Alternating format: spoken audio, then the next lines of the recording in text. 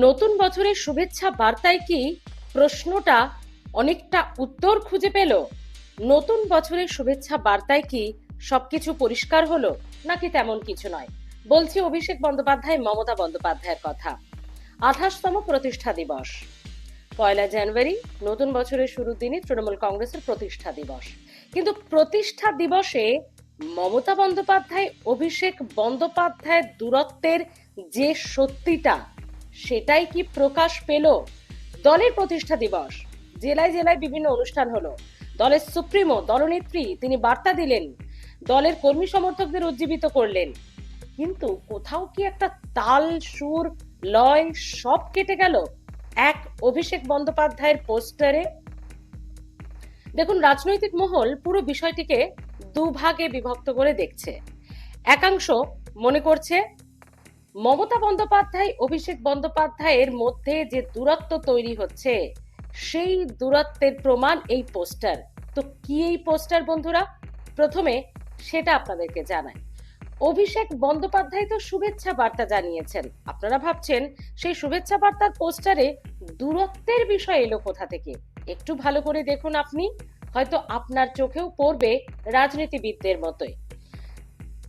এই পোস্টারে এতদিন 2022, 2023, 2024, আমি রিসেন্ট পাস্টের কথা বলছি, সেখানে মমতা বন্দ্যোপাধ্যায় এবং অভিষেক বন্দ্যোপাধ্যায় দুজনের পাশাপাশি ছবি দিয়ে দলের প্রতিষ্ঠা দিবস মানে 1 জানুয়ারি এবং আরো একটি বিশেষ দিন, এটা নতুন বছরের শুরুর দিন, তাই দুটিকে একসঙ্গে মিলিয়ে দুজনে মিলে শুভেচ্ছা বার্তা দিতেন।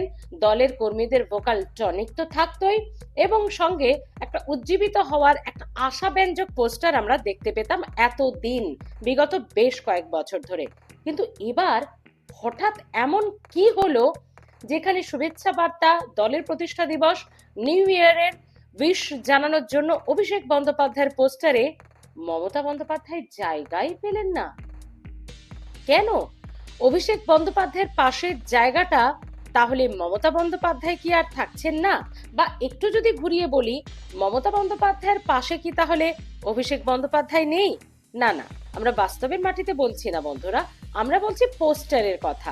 মানে পোস্টারটা এক ঝলক দেখে রাজনীতিবিদদের একাংশের যেটা মনে হয়েছে, বিষয়টা যেটা হলো যে বিগত কয়েক মাস, 2-4 বছর যদি আমরা দেখি, দলে একটা গুরুত্বপূর্ণ ইস্যু কিন্তু খুব গুরুত্ব সহকারে সামনে আসছে এবং দলের একটা ভাইটাল পয়েন্ট হচ্ছে। তা কি? আদি নব্য দ্বন্দ্ব। তা কি? আরো একটু যদি খোলসা করে বলি, নবীন প্রবীণ দ্বন্দ্ব। দেখুন, জেনারেশন গ্যাপ যে একটা নবীন প্রবীণে হবে, তা তো আমরা আমাদের বাড়িতেই বুঝতে পারি। সেটা কি এবার তৃণমূল কংগ্রেসের অন্দরেও? মানে প্রবীণ মমতা বন্দ্যোপাধ্যায়ের সঙ্গে কি মানিয়ে নিতে পারছেন না নীতিগত, পলিসিগত, আদর্শগত দিক থেকে নবীন অভিষেক বন্দ্যোপাধ্যায়, যেটা জোর গুঞ্জন। দেখুন, সুব্রত বক্সির সঙ্গে কয়েকদিন আগেই কালীঘাটে একটা রুদ্ধদ্বার বৈঠকও সেরে ফেলেছেন অভিষেক বন্দ্যোপাধ্যায়, এবং সূত্র মারফত যেটা খবর সংবাদ মাধ্যমের, যে সেখানে কিন্তু আলোচনায় স্থান পেয়েছিল নবীন প্রবীণ দ্বন্দ্ব। এমন কিছু নেতা আছে নাকি, আবারও আমি এই ওয়ার্ডটা ইউজ করব, নাকি এমন কিছু প্রবীণ নেতা আছে যারা নাকি এখন আর ঠিকমতো কাজ করে উঠতে পারছেন না, যারা ঠিকমতো জনসংযোগ করে উঠতে পারছেন না, কিন্তু দলে তারা পদ অলংকৃত করে রয়েছেন। এটাই নাকি অভিষেক বন্দ্যোপাধ্যায়ের না পছন্দ। মানে দলে আপনি থাকবেন, পদ অলংকৃত করে থাকবেন, কিন্তু সেই পদের যথার্থ ব্যবহার হবে না, এটা অভিষেক বন্দ্যোপাধ্যায়ের না পছন্দ। অন্যদিকে মমতা বন্দ্যোপাধ্যায় কি চান? যারা একদম দলের একনিষ্ঠ কর্মী শুরু থেকে ছিলেন, তারা পদেই থাকুক। অভিষেক বন্দ্যোপাধ্যায় নাকি দলকে অন্যভাবে চালাতে চাইছেন। এটা অন্দরের খবর, বা এটা সমালোচকদের মনে হয়। এটা কতটা সত্যি মিথ্যে আমাদের জানা নেই, এবং আমাদের বক্তব্য এটা নয়। পলিসিগত দিক থেকে এই নবীন প্রবীণ দ্বন্দ্বে মমতা বন্দ্যোপাধ্যায়ের সঙ্গে বিরোধ, তাই বেশ কয়েক বছরের, যেটা আমরা দেখতে পেয়েছি দলের রিসেন্ট পাস। যদি আপনি দেখেন কর্মসূচিতে, অভিষেক বন্দ্যোপাধ্যায়কে তেমন ভাবে কি আপনারা দেখতে পাচ্ছেন যতটা মমতা বন্দ্যোপাধ্যায় চারিদিকে ছোটাছুটি করছেন? আচ্ছা, যদিও পান, আমি ছেড়ে দিলাম। আরজি কর ইস্যু নিয়ে অভিষেক বন্দ্যোপাধ্যায় কটা কথা বলেছেন, আর যতবার মুখ খুলেছেন ততবার বলেছেন দোষী যেই হোক না কেন দোষ প্রমাণিত হলে এই ধরনের অপরাধীদের বাঁচিয়ে রাখার, আমাদের জনগণের পয়সায় তাদেরকে বাঁচিয়ে রাখার, খাওয়া দাওয়া করানোর কোনো প্রয়োজনই নেই। সেখানে কিন্তু খুব একটা মুখ খুলতে দেখা যায়নি মমতা বন্দ্যোপাধ্যায়কে। এবং অভিষেক বন্দ্যোপাধ্যায়ও কিন্তু আর.জি. কর সম্পর্কে বেশ খানিকটা নীরবই ছিলেন।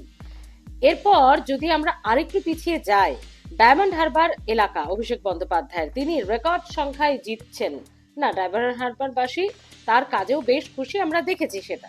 কিন্তু বিষয় যেটা হচ্ছে, এই ডায়মন্ড হারবারে নিজের এলাকায় দাঁড়িয়ে অভিষেক বন্দ্যোপাধ্যায় একটা জনসভায় বলেছিলেন, দলের নেত্রী যাদেরকে ভরসা করে রাখছেন বিভিন্ন পদে, তাদেরকে নিজের যোগ্যতা প্রমাণ করতে হবে, মানুষের জন্য কাজ করতে হবে, নইলে দলে থেকে কি লাভ। তার এই ধরনের মন্তব্য থেকেই দলে একবারে রেড়ে হয়ে উঠেছিল অনেক নবীন প্রবীণ দ্বন্দ্বের সামনে থাকা মানুষরা। সেইখান থেকেই কিন্তু বন্ধুরা রাজ্যবাসীর কাছে এবং রাজনীতিবিদদের কাছে স্পষ্ট হয়েছিল, কোথাও একটা সমস্যা তো তৈরি হচ্ছে। আবারও বলছি, এটা আমাদের বিষয় নয়, আমাদের বক্তব্য নয়, এটা অবশ্যই সংবাদ মাধ্যম এবং রাজনীতিবিদদের কথা, যে কোথাও একটা পলিসিগত দিক থেকে, আবারও বলবো জেনারেশন গ্যাপে বোধহয় পলিসিগত দিক থেকে কোথাও একটা সমস্যা তৈরি হচ্ছে। এবং তারপর বারবার দেখা গেছে যে দুজনের কিন্তু আলাদা আলাদা ভাবে বিভিন্ন সফর, বিভিন্ন কর্মসূচি। আর একদম রিসেন্ট পাস্টও নয়, 25শে ডিসেম্বর আমরা জানি চার্চে বিগত বেশ কয়েক বছর ধরে অভিষেক বন্দ্যোপাধ্যায় কিন্তু উৎসব অনুষ্ঠানে, প্রার্থনায় মুখ্যমন্ত্রীর সঙ্গে সঙ্গেই থাকতেন। কিন্তু এবার তিনি মুখ্যমন্ত্রীর সঙ্গে ছিলেন না এই প্রার্থনা সভাতেও। তাহলে বিরোধীরা যেটা বারবার বলছেন, অভিষেক বন্দ্যোপাধ্যায় মমতা বন্দ্যোপাধ্যায়ের মধ্যে দূরত্ব তৈরি হচ্ছে, কোথাও একটা পলিসিগত সমস্যা হচ্ছে, দুজন দুজনকে নীতিগত দিক থেকে মানিয়ে নিতে পারছেন না, এবং প্রবীণদের ঠিকমতো তারা কাজ করতে পারছেন না।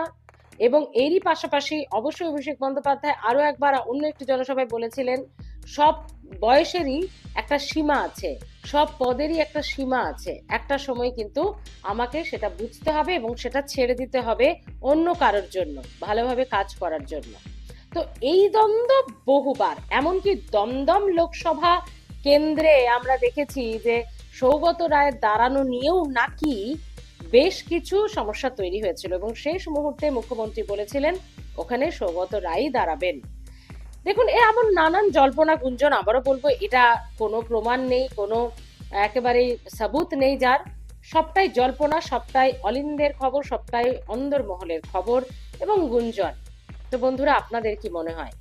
একটা অংশ তো এটাকে একেবারে দূরত্বের সত্যি পোস্টারই বলে মনে করছে, মানে দূরত্ব যে তৈরি হয়েছে এই পোস্টার নাকি তারই প্রমাণ।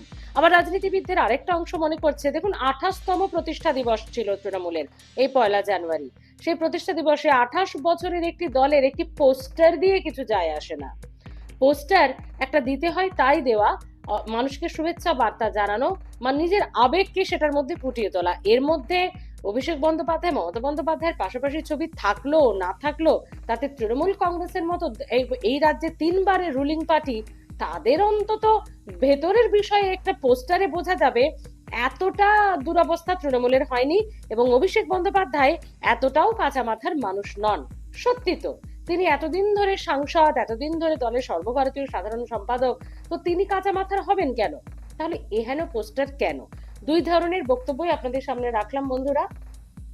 যদি দূরত্ব তৈরি হয়, আচ্ছা প্রথমটা ভালো দিকটাই বলি, ও যদি দূরত্ব তৈরি না হয় তাহলে সবটাই তো ওয়েল এন্ড গুড, কোনো বিষয় নেই।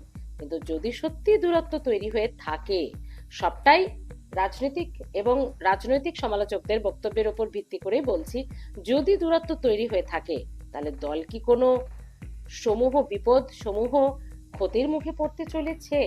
আপনাদের কি মনে হয়? নাকি সবটা একেবারে তেমন গ্রাহ্য যুক্তিসঙ্গত বিষয়ই নয়? দুটো বিষয় আপনাদের সামনে তুলে ধরলাম, অবশ্যই আপনাদের মতামত জানাবেন, অপেক্ষায় থাকলাম। নতুন বছর, ঠান্ডা পড়ছে, ঠান্ডার সঙ্গে সঙ্গে রাজনৈতিক উত্তাপও কিন্তু বাড়ছে। 2026 মাঝামাঝি সময়টা, মানে এপ্রিল মে, আর বেশি দেরি নয়, 1 বছর 2-3 মাস, তার আগে কিন্তু রাজ্য রাজনীতি ধীরে ধীরে গরম হচ্ছে, বোঝা যাচ্ছে, তাই না বন্ধুরা?